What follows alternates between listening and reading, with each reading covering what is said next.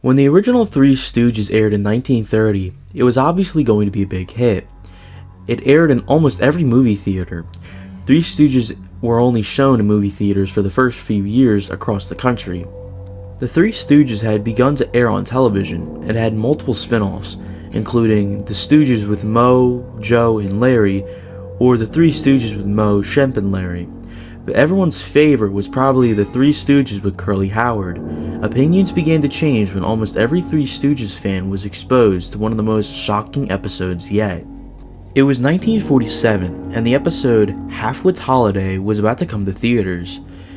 This episode marked the end of the Moe, Larry, and Curly era, as Curly had suffered a major stroke on set. Surprisingly, the episode only aired in 2 or 3 theaters in the US, and only a few people had attended the screenings for it. On the 4th day of its release, the film aired at a small suburban neighborhood shopping center. The shopping center had a theater with the latest films of the generation. According to police, only 3 or 4 individuals had arrived in the theater to watch a simple screening of what they thought would be Halfwit's Holiday. It was later revealed that it was much more than that. The episode started off normally as any regular episode would. The title frame slowly faded into view and remained on screen for a good minute. This is when things began to go awry. The title frame began to shake violently, then disappeared altogether. Viewers were shown a white screen for a good 5 minutes, and reported quite a ruckus, possibly a struggle of an individual. An alternate title frame slowly faded into view, and was simply labeled The Three Stooges, in a similar font, except without the faces of the main characters and the music playing in the background. The title frame faded out, and the name of the episode was widely printed across the screen. The words read, "Dead Dunderheads," for a split second, then abruptly transferred to "Dead Dunderheads," then simply just to "Dead." The screen quickly transferred to the actual episode. A camera faced the room with no furniture, with the exception of some tarp on the ground and a ladder in the background. It apparently looked as if a room was being remodeled. A man dressed up as Moe waddles onto the screen reluctantly, wearing a cheap bowl-cut wig that looks like as if it was about to fall off. A tag is clearly seen in the back of the wig. Whether it was for entertainment purposes or not, the man had a worried look in his face, his eyes darting around the room nervously, his fingers constantly fidgeting.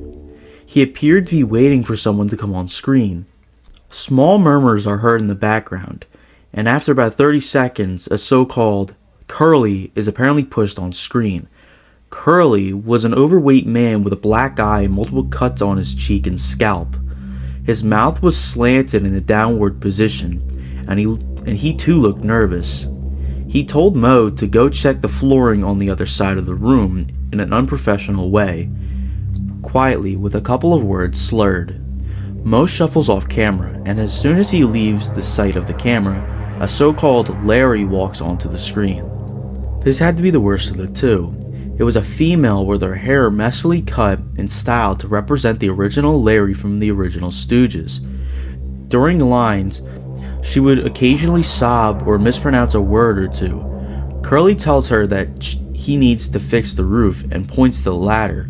By now, tears are clearly visible streaming down Larry's face as she hesitates to walk over to the ladder. She finally seems to build up enough courage to climb up a few steps on the ladder and pretends to work on the roof with a wrench. Curly then bends down and pulls out a toolbox. He reveals that he has multiple sharp, dangerous tools with him and lays them out on the tarp. For a few minutes, everything seems too normal.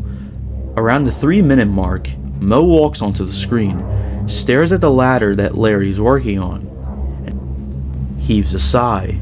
He slowly walks by the ladder as the camera zooms in on his feet. One of his feet gets caught on one of the legs of the ladder, and the ladder is swept from underneath Larry.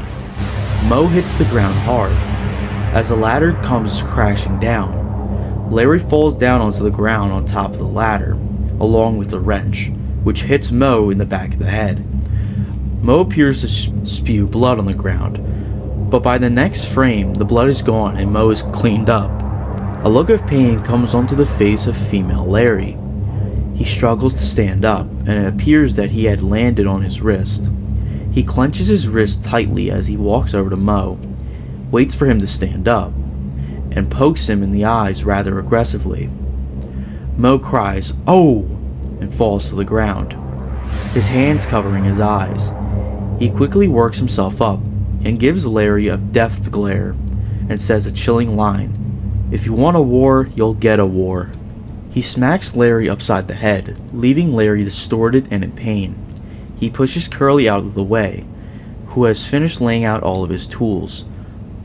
Mo bends down and picks up a screwdriver.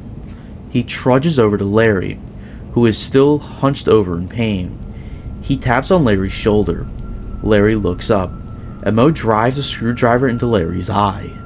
By now, 3 of the 4 audience members have gotten up and left the theater, children crying, women shaking with fear. The only remaining audience member was a male in his 20s, an amateur movie maker studying the art of movies and television shorts so that one day a film could be in the theaters. Sure, he was disgusted, but he had no idea that it was real. He continued to take notes about the film's violent nature. The 3 audience members report to the staff, who assume that the wrong movie is playing, and also assume that everyone has left the theater, so they leave the film running.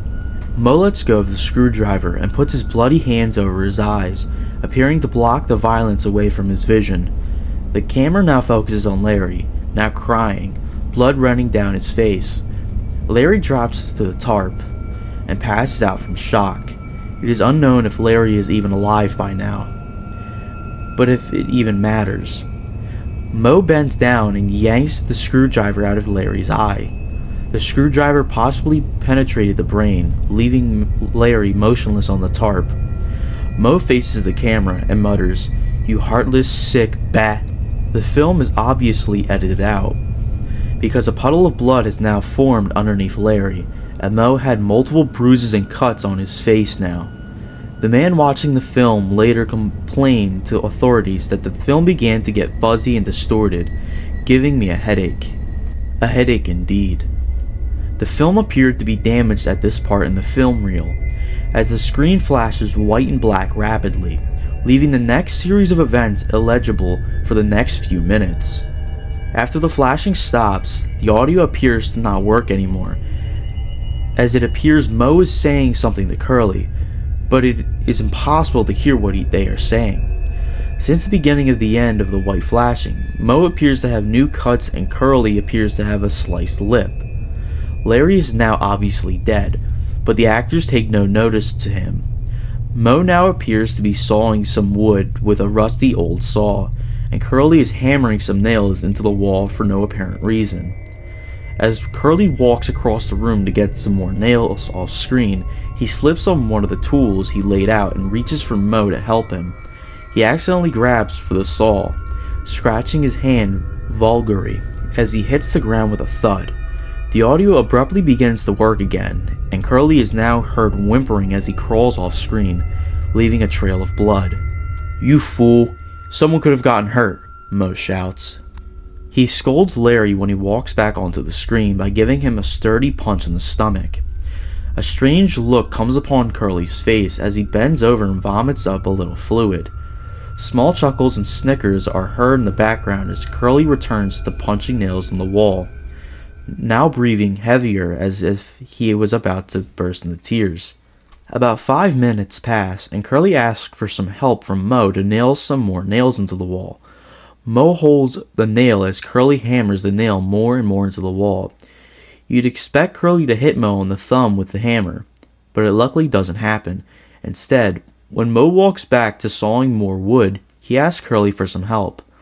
Curly holds the wooden plank for Mo, who messily cuts and deliberately lets the saw blade graze Curly's fingers. Curly quickly draws away with a furious look in his face, picks up his hammer, and swings the hammer into Mo's genitals. As Mo falls to the floor, blood leaking out of his pants, he gasps for breath as he grabs Curly's leg and begins to bite. Curly gives another swing of the hammer to Mo's hand, leaving it dislocated with the bone snapped. Mo crawls over to the saw, now on the floor, and throws it at Curly. The saw blade penetrates Curly's big round belly as blood oozes out of both his stomach and mouth. He lets go of the hammer, which falls upon his toes, making a large, echoing cracking sound.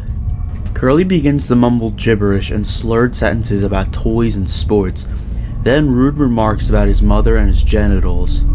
As he talks and faces the camera, blood often manages to shoot out of his mouth and onto the lens of the camera. During the middle of one of his sentences, he collapses to the ground, barely even alive, and manages to grab the hammer, still mumbling on and on about nonsense, and heaves it with his last bit of strength at Mo, who is now unconscious. The hammer slams into his back, shattering his spine. Curly manages to laugh a little bit, but then passes out from blood loss. Loud laughter is now heard as the film reel decays, leaving a plain white screen. The laughter soon fades out, and the one man in the audience is left in awe. The police arrive a few minutes later, who manage to seize the film and evacuate the theater from possible threats. When police entered the room where the film was being projected onto the screen, they found a man, supposedly the one who was originally supposed to air Halfwit's Holiday, tied up and intensely beaten. The man remembers little and is worried that the man who tied him up might come back and kill him if he gives any information to the police. It is obvious that the wounds that the man had taken were not self-inflicted, but he is still a major suspect in the case. The man who had made the film reel is said to be a sadistic filmmaker who was addicted to the Three Stooges. The police have no information on him at all, apart from some evidence from the film. Police have three things to work with in the film. For a few seconds, a shadow appears of the man holding something similar to a clipboard. The shadow then goes out of sight.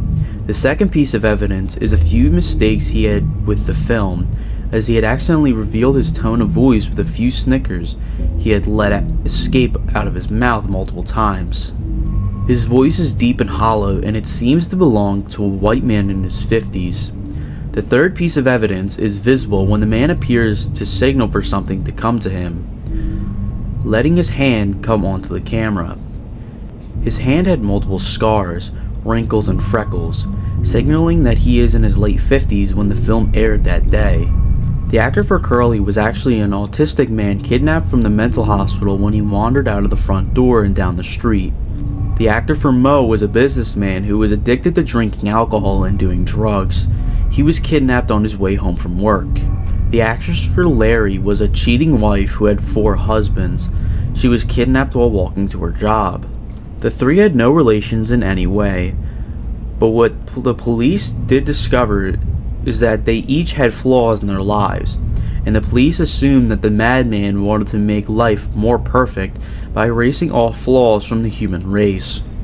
The film was shot on location in a local abandoned office building. The actor for Mo was pronounced dead. The actress for Larry was also pronounced dead, but the actor for Curly was in critical condition and was on the verge of death. He slowly recuperated and managed to live for a few more years until committing suicide in 1952. He did not tell the police much, but what he did tell was rather helpful. The bad man ran out the door and drove away. He told one of his friends that he was going far, far away. Police have been on the lookout all over the country, but there has been no luck.